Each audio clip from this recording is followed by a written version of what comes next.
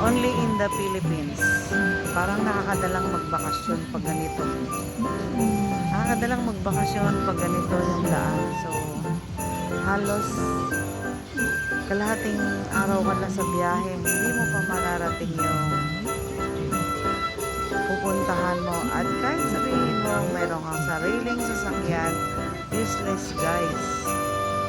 Ayan, kita nyo naman ang daan. So, hindi sana ako mag-vlog.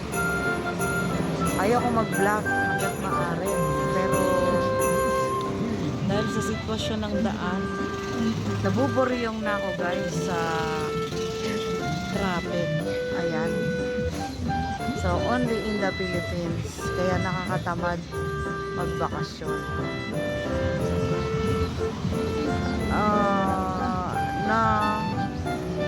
Na tayo, na wrong time tayo na bakasyon. Nataon tayo sa sobrang traffic. Napaka-busy ng daan. Siguro hindi pa ito maayos ng ating pamahalaan guys. Kaya mas masarap tumira sa ibang lugar kung tutuusin. Dahil dito lang, biyaheng-biyahe pa lang, wala na. Kung may dala kang pagkain, pag uwi mo, panis na. Ayan.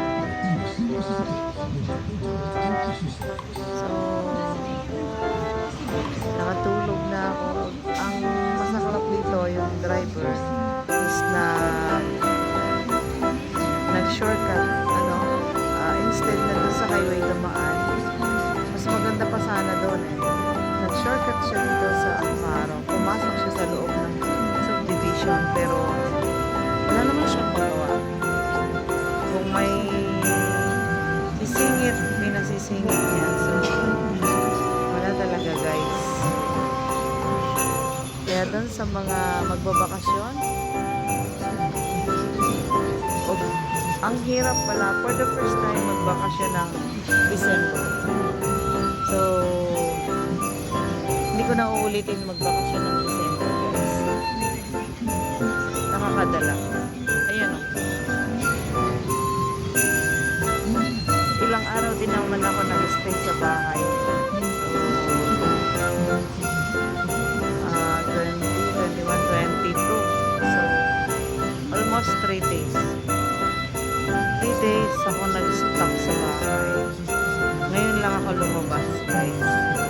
Tapos eto pa,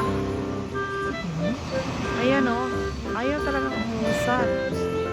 So sa Pilipinas ka lang talaga makakakita ng ganito. Ang hirap, no? So ayun guys, dito rin naman kami dadaan sa highway. Ewan ko kung bakit nag-shortcut pa siya. Useless din naman yung pag-shortcut niya. So, mayroon kasi ginagawa dito poste ng MRT na almost 10 years na ito. Going to 10 years na hanggang ngayon hindi pa rin natatapos. So, nung inumpisahan ito, before pa lang ako pumunta ng abroad. Ngayon, hanggang ngayon hindi pa rin tapos guys. So, ang bagal talaga ng proseso ng Pilipinas. Not unlike sa ibang bansa. Almost 24 hours lang ang ganyang mga construction, yung mga mabilisan lang.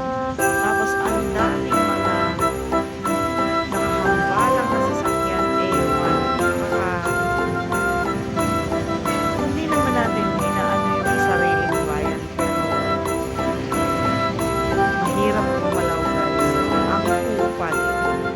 Kaya makupad ang pag-angat ng Pilipinas. Kasi nakita ko dun sa kanina yung under construction sila. Instead na magtrabaho, mga nakatambay guys. So, kung sa Macau yan, walang ganon. Direct ang tsaka diretsuhan sila trabaho. And unlike sa Pilipinas, only in the Philippines talaga guys. And nakaka-dismay. So, ayan guys, medyo umuusog ng bahagya, pero mas mabilis pa ata ang usad ng pag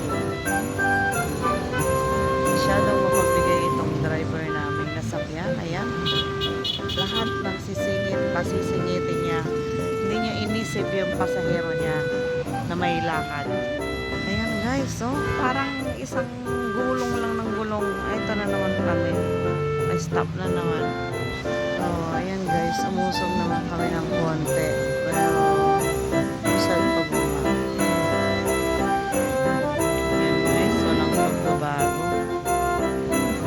Walang pagbabago ang Pilipinas. Ayan, blessed naman tayo guys kasi medyo tuloy ang takbo ng sasakyan. Pero, grabing haba talaga ng aming traffic doon. So, walang pag-asa ang Pilipinas guys. As in. Hanggat hindi pinapatupad dito yung kagaya na ibang bansa, wala. Ayan. Ngayon is nandito pa rin kami sa kahabaan ng Lagro na to.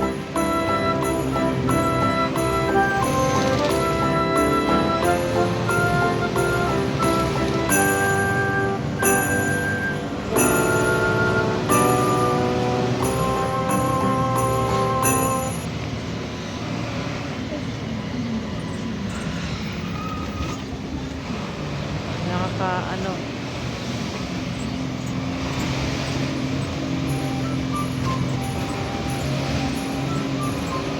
only in the Philippines guys. Ayan.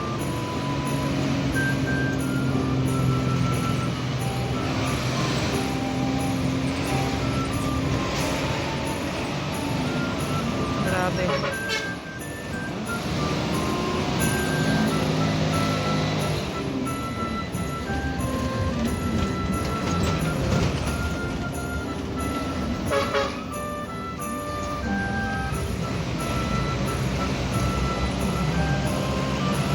Going to Lagro pa lang kami. So, ayan guys, papalabas na kami ng Lagro, no? So, dito is hindi na masyado yung traffic niya kasi okay na yung poste, ayan. Pero yung doon is ang tagal na yan. Nakaka-antok na nga lang ang panoorin. So, dito na tayo ngayon sa Lagro. So, ayan guys. Nagpas na tayo ng Lagro pero hindi nagbabago yung takbo ng sasakyan. God bless. So, ayan guys. Nandito ako ngayon sa SM North. So, galing ako ng video. So,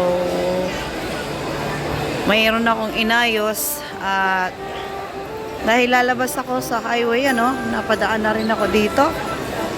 So, kuha na rin tayo ng konting vlog para sa ating YouTube channel. So, welcome to my vlog. Ayan, ang daming mga people guys. So, ayan, ang dami.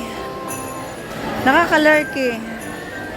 Sa daan pa lang marami na ang sasakyan. So, pagdating naman dito sa loob, to more. Ayan guys, so, yan. Natapat tayo dito sa may bilihan ng tinapay. So, i-vlog muna natin to para may remembrance tayo sa Pinas. Yan, remembrance natin sa Pinas guys. So, dito ako ngayon sa may malapit sa entrance. So, ako'y lalabas na at pupunta ng Cubao. Bakit kaya? May tawag ang aking kapatid. So, ayan. Vlog muna tayo. Ayan.